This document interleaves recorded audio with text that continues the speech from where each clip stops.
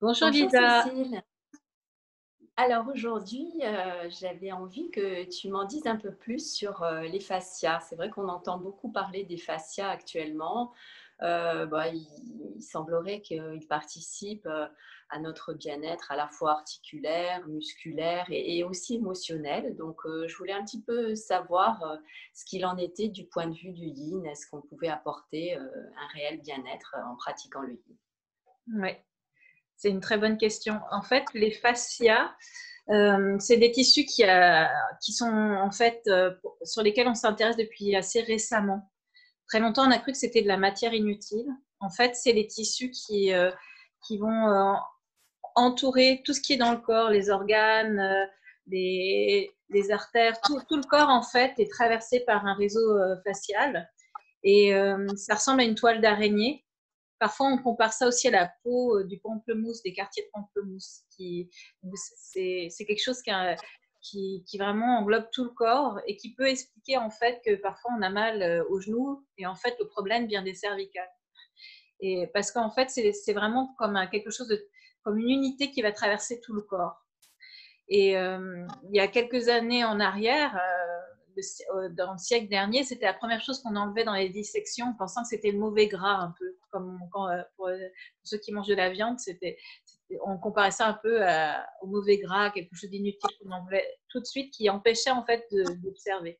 Et aujourd'hui, en fait, on se rend compte que ce tissu, il a en fait énormément d'importance. D'abord, il y a un rôle au niveau du mouvement, il va permettre le mouvement. Il y a un rôle au niveau aussi endocrinien. Il aurait un rôle essentiel dans la régulation des hormones, ce qui pourrait expliquer pourquoi, en fait, notamment les femmes, au moment de nos menstruations, on peut sentir son corps plus raide ou plus souple, selon la phase où on est dans le cycle aussi.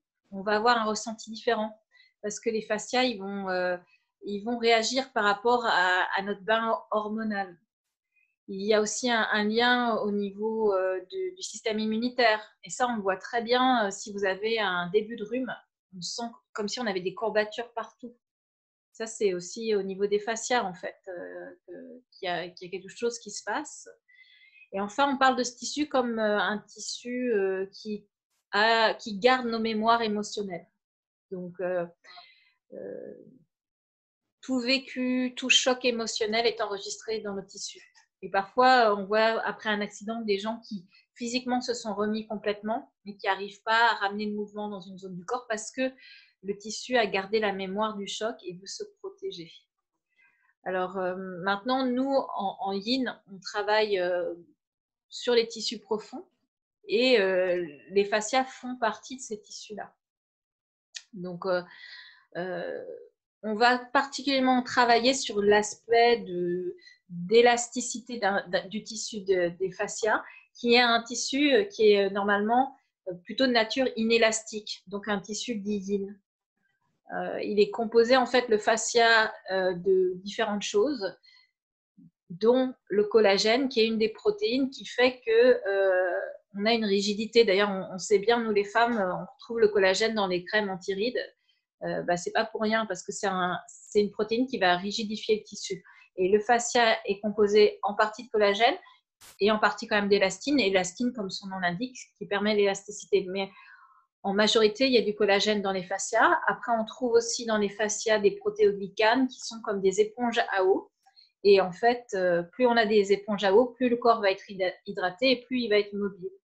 Donc, en fait, quand on va travailler dans les postures de yin, on va améliorer à la fois la structure du collagène, mais aussi améliorer son ratio d'absorption et de création pour que ce ratio reste en équilibre, qu'il n'y ait pas un excès de collagène, en fait. Et on va aussi améliorer la quantité de protéoglycanes dans ces tissus et garder une meilleure hydratation. Alors, ce qui ne veut pas dire que dans d'autres pratiques, on ne va pas travailler les fascias, parce que dans le yoga dynamique, on travaille la fibre musculaire et la fibre musculaire est entourée de fascias, il faut le savoir. Donc, d'ailleurs, on parle de plus en plus, au lieu de parler du muscle, on parle des myofascias, donc la partie, le muscle est entouré de sa couche de fascia. Mais le yoga dynamique, il va travailler plus sur la tonicité du fascia. Alors que le yin va vraiment travailler sur sa mobilité, le rendre en fait plus élastique, et aussi plus hydraté.